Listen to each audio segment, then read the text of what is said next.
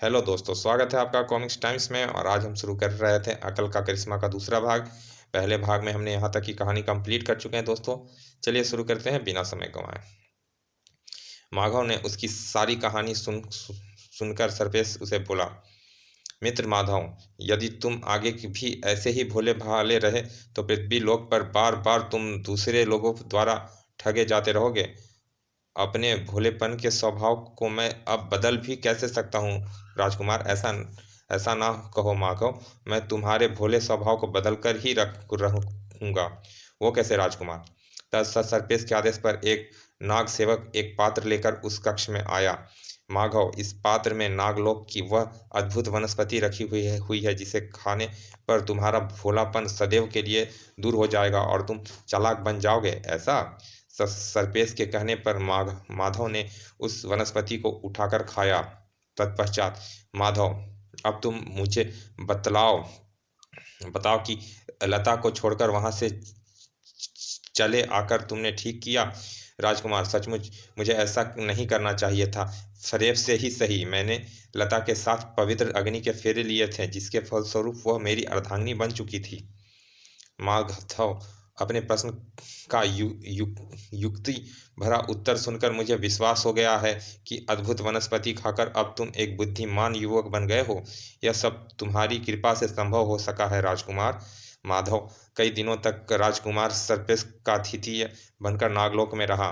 तत्पश्चात एक दिन, मित्र माधव, अब तुम्हें पृथ्वीलोक जाकर लता की खबर लेनी चाहिए। उसकी खोज खबर लेकर अब मैं क्या करूंगा राजकुमार। विवाह के पश्चात वह तो अपने उस दूल्हे के साथ साथ कभी कभी की विदा हो गई होगी। ऐसी बात नहीं है माधव, मैंने पृथ्वीलोक पर अपना सेवक भेजकर सब कुछ पता लगा लिया है। लता इन दिनों बड़े कष्ट में है।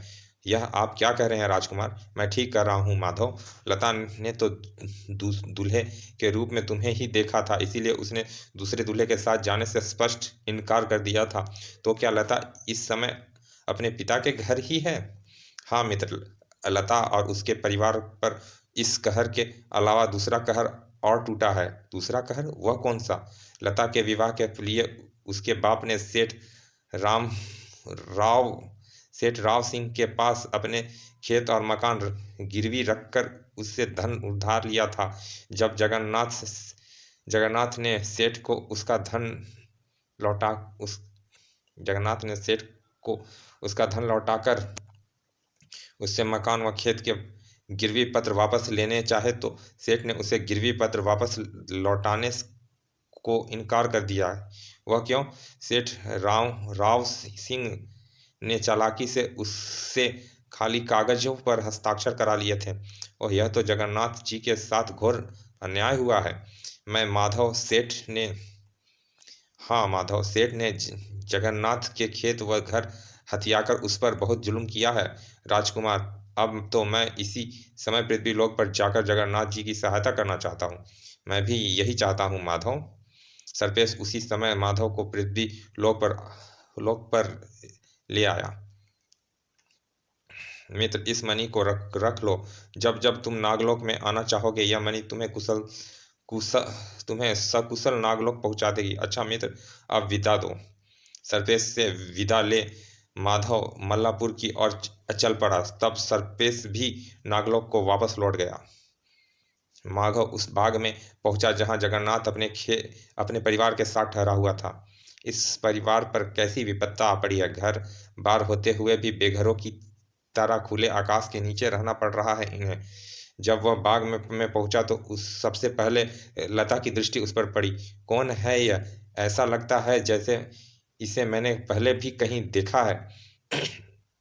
साहसी उसकी आंखों में खुशी की चमक दौड़ गई। ओह, यह युवक तो वही है जिससे मैंने मेरे साथ अग्नि के साथ फेरे लिए थे। वह उठकर तुरंत माधव के पास पहुंची। उसने माधव से पूछा, युवक, मेरे एक प्रश्न का जवाब दोगे। पूछूं। तो बताइए, कोई दूल्हा यदि कुल देवता के पूजा के वक्त भूखा हो तो दुल्हन को क्या करना चाहिए। दुल्हन को कुल देवता के भोजन की थाली में से कुछ भोजन निकाल कर दूल्हे को खिला देना चाहिए। तो तुम। हाँ लता, मैं वही हूँ जिसे तुमने तुमने विवाह के समय कुल देवता की पूजा से पहले भोजन कराया था। यह सुनते ही नाथ तुम मुझे इस प्रकार छोड़कर क्यों चले गए थे? मेरे साथ फ़रेब किए थे तो उन फेरों का कर्तव्य तो निभाते। लता, मैं अपने उसी कर्तव्य का निर्वाह करने के लिए ही यहाँ वापस आया हूँ। लता तुरंत उसे अपने माता पिता के पास ले गई। जगन्नाथ व उसकी पत्नी को जब सारी बात पता चली तो उन दोनों की खुशी खुशी और खुशी का ओर छोड़ ना रहा। ओह भगवान ने आखिर हमारी लाज रख ही ली, हमारा असली दामाद वापस लौटा दिया। बेटा, मेरी समझ में नहीं आ रहा है कि इस दिनहीन अवस्था में तुम्हारा स्वागत संस्कार किस प्रकार करूं। पिताजी, आप दुखी ना होइए। आपको इस अवस्था तक पहुंचाने वाला धूर्त सेठ राव सिंह को मैं ऐसा सबक सिखाऊंगा कि वह अपनी सारी धूर्तता भूल जाएगा। बेटा, उस चालबाज राव सिंह से तुम भूलकर भी ना टकराना। पिताजी, आज रात को मैं उसके घर पर ही पड़ाव डालूंगा, तब देखना मैं उससे कैसे छठी का दूध याद दिलाता हूँ। सारे दिन माधव लता के परिवार के साथ ही रहा। रात होने पर वह गांव में सेठ राव सिंह के घर के बाहर जा पहुंचा। ठक ठक ठक। कुछ देर बाद घर का द्वार खुला और सेठ राव सिंह बाहर आया। श्रीमान, मैं परदेसी आदमी हूँ, क्या आप मुझे रात भर अपने यहाँ ठहरने की जगह दोगे? यह सुन सेठ राव सिंह सोच में पड़ गया। रात का इससे मोटा किराया वसूल लूंगा, इसे घर में ठहरा ही लिया जाए। यह सोच वह माधव से बोला, ठीक है, अंदर चले आओ, किंतु सुबह 10 स्वर्ण मुद्राएं देनी होगी। बहुत बहुत धन्यवाद श्रीमान, मैं सुबह होते ही स्वर्ण मुद्राएं दे दूंगा। सेठ राव सिंह के पीछे पीछे माधव उसके घर में घुस गया। माधव को एक कमरे में छोड़कर सेठ राव सिंह अपनी पत्नी चंदा के पास आया। तो तुम तो तुम तुम किसे में ले आए? बेचारा राहगीर इस रात में कहाँ जाता, इसीलिए घर में बुला लाया। यह सुनने ठीक यह तुमने ठीक नहीं किया, क्या पता यह कोई ठग ही हो, हमारे सो जाने पर हमारा माल लेकर चंपत हो जाए। अब तो मैंने उसे घर में ठहरा लिया है, अब क्या करना क्या चाहिए? उसे बैठक में ठहराओ, तुम उसी के चारपाई के पास अपनी चारपाई बिछाओ, मैं दूसरे कमरे में उसकी निगरानी करूंगी। ठीक ऐसा ही करना चाहिए। इसी के साथ ही हमें कोई ऐसी तरकीब सोचनी चाहिए जिससे वह और हम रात भर जागते रहें, ताकि उसे हमारे घर में चोरी करने का अवसर ही ना मिले। तुम कोई तरकीब सोचो, मैं उस आदमी के बैठक में सोने का प्रबंध करता हूँ। यह कह सेठ राव सिंह अपनी पत्नी के पास से चला गया। राव सिंह ने माधव को बैठक में ठहराया, अपनी चारपाई भी उसने बैठक में ही बिछा ली। चंदा भी बैठक में आ गई। क्या तुम हमें कोई कहानी सुना सकते हो? कहानी सुनाओगे तो रात जल्दी से बीत जाएगी। कहानी तो तुम्हें बहुत अच्छी अच्छी आती है कहानी तो मुझे बहुत अच्छी अच्छी आती है, पर थका हुआ होने के कारण मुझे नींद आ रही है। अच्छा हो, आप लोग भी सो जाओ। तब वह राव सिंह और चंदा का माथा ठनका। जरूर इसके मन में कोई खोट है, तभी यह हम दोनों से जल्दी से सो जाने को कह रहा है। चंदा माधव से बोली, मुझे किससे कहानी सुनने की आदत है? तुम कहानी जानते हो तो एक कहानी तो सुनाओ ही दो। अच्छा, तुम जिद कर रही हो तो मैं तुम्हें एक कहानी सुनाता हूँ। एक राजा था, वह बहुत ही नकचढ़ा था, वह घमंडी था, उसकी रानी भी उसके जैसी ही थी। कहानी अधूरी छोड़कर माधव चुप हो गया और किसी गहरे सोच में डूब गया। यह देख किस सोच में डूब गए? मुझे साहस एक बात याद आ गई, मैं बहुत बड़ी गलती कर बैठा हूँ। अब आपसे क्या छुपाऊं सेठ साहब, मैं एक राजा के यहाँ बहुत दिनों से नौकरी कर रहा था। मैं उसकी नौकरी छोड़कर अपने गांव जा रहा था। इस राजा ने मुझे 5 थैलियाँ दी थी जो स्वर्ण मुद्राएं से भरी हुई थी। अच्छा, लेकिन वे थैलियाँ हैं कहाँ? सेठ साहब, उन थैलियों को लेकर जब मैं आपके गांव के बाहर बहने वाली नदी के पास से गुजरा तो यह सोचकर कि आज रात इस गांव में रुकना ही है, मैं उन थैलियों को नदी के तट पर बड़े बड़ के पेड़ के नीचे जमीन में गाड़ आया हूँ।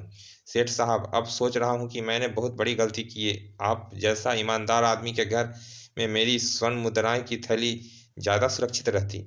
यह सुन सेठ ने सोचा, क्यों ना नदी तट पर जाकर इस मूर्ख युवक को 5 थैली ले आऊं और इन्हें लाकर अपनी तिजोरी में रख लूं। इस युवक को पता भी ना चलेगा कि इसकी स्वर्ण मुद्राएं किसने ली। यह सोचकर उसने अपनी पत्नी से कहा, चंदा, अतिथि को और ज्यादा परेशान ना करो, कहानी सुनाने की जिद छोड़ो और जाकर अपने कमरे में सो जाओ। ठीक है, मैं जाती हूँ। चंदा उठकर उठकर बैठक से बाहर निकल गई। वह अपने कमरे में आ सोचने लगी, रात को जब माधव गहरी नींद में सो जाएगा तब मैं जाकर माधव की स्वर्ण मुद्राएं नदी तट के पेड़ के नीचे से खोद कर ले आऊंगी। माधव के सोने तक मैं भी थोड़ी सी नींद ले लूं। यह सोच चंदा ने आंखें बंद कर ली। वह शीघ्र ही खर्राटे भरने लगी।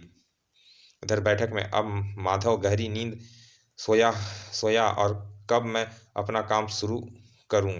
कुछ देर बाद खर सो गया माधव। अब मुझे जल्दी से नदी तट पर बढ़ के पेड़ के पास पहुंचना चाहिए। राव सिंह दबे पांव बैठक से बाहर निकला और कुदाल ले गांव के बाहर वाली नदी की ओर बढ़ गया। आज तो बहुत तगड़ी आसामी हाथ लगी है मेरे। मैं तो माधव को लल्लू पंजू राहगीर ही समझ रहा था। उसके बैठक से बाहर निकलते ही सेठ तो मेरे बहकावे में आ गया, नदी की ओर चला गया है। सेठानी भी घर से बाहर निकले तो मैं अपना काम शुरू करूं। उधर नदी तट पर पहुंच राव सिंह ने बड़े के पेड़ के नीचे काफी गहरे तक खुदाई की। ओह, यह तो कुछ भी नहीं है। लगता है माधव ने मुझसे झूठ बोला था। झल्लाया सा राव सिंह खाली हाथ घर की ओर वापस लौट पड़ा। उधर चंदा की जैसे ही आंख खुली वह उठकर झपट कर बैठक में पहुंची। अरे, मेरे पति तो यहाँ नहीं है। लगता है वे मुझसे पहले ही नदी की ओर चले गए हैं। चंदा भी उसी समय राव सिंह की खोज में घर से निकल पड़ी। उसके जाते ही माधव चारपाई से उठ खड़ा हुआ। अब मुझे अपना काम शुरू कर देना चाहिए। माधव खोजता हुआ उस कमरे में जा पहुंचा जिसमें राव सिंह की तिजोरी रखी थी। मुझे इस तिजोरी को खोलना होगा। थैले में से लोहे का हथौड़ा बाहर निकाला और हथौड़े से तिजोरी का ताले पर वार किया। हथौड़े के 3-4 प्रहार में ही तिजोरी का ताला टूट गया। माधव ने तिजोरी खोली और माल सब एक थैले में भरना शुरू कर दिया और थैले कंधे पर लेकर घर से बाहर निकल आया। घर से बाहर वह तेजी से बाग की ओर चल पड़ा। बहुत देर बाद जब दोनों घर लौटे, हाय, मैं लुट गया, बर्बाद हो गया। क्या हुआ जी? उस नासपीटे ने हमें तगड़ा चूना लगाया, मेरी सारी तिजोरी को खाली कर गया वह ठग। ओह मेरे भगवान, आज चोर के घर भी चोर आ गए। चंदा सिर थामकर बैठ गई। राव सिंह का भी पहले से ही बुरा हाल था। इधर बाग में माधव जगन्नाथ को उसके घर के खेत के गिरवी प्रमाण पत्र देते हुए कहा, लीजिए पिताजी, आपके खेत व घर पुनः आपके हुए। बेटा, यह सब तुम्हारी चालाकी व बुद्धिमत्ता से संभव हो सका है। आइए पिताजी, अब अपने घर चलें। चलो बेटा। जगन्नाथ खुशी खुशी माधव के साथ अपने घर वापस लौटा। सुबह होने पर, चलिए पिताजी, चलकर सेठ राव सिंह के हालचाल देख आए। चलो बेटा। जब वे दोनों राव सिंह के घर के बाहर पहुंचे, क्या हुआ भाइयों, यह भीड़ कैसी है? अरे जगन्नाथ भाई, तुम्हें नहीं पता, कल रात को सेठ राव सिंह की तिजोरी लूट कर ले गए। किसी सदमे से सेठ और सेठानी ने प्राण त्याग दिए हैं। और सेठ सेठानी दोनों मरे गए। देखा पिताजी, इस चंडाल सेठ दंपति को भगवान ने कैसी सजा दी। दोनों वापस घर लौट आए। अब माधव लता के साथ उसके पिता के घर में ही रहने लगा। वह खेती बाड़ी में जगन्नाथ का हाथ बटाता। एक दिन, पिताजी, मैं अपने गांव जाकर एक बार अपनी मातृभूमि के दर्शन करना चाहता हूँ। यह तो बड़ी खुशी की बात है बेटा। स्वामी, मैं भी आपके साथ आपके गांव जाऊंगी। ठीक है, तुम भी चली चलो। दोनों उसी दिन बैलगाड़ी में बैठे धर्मपुरा की ओर चल दिए।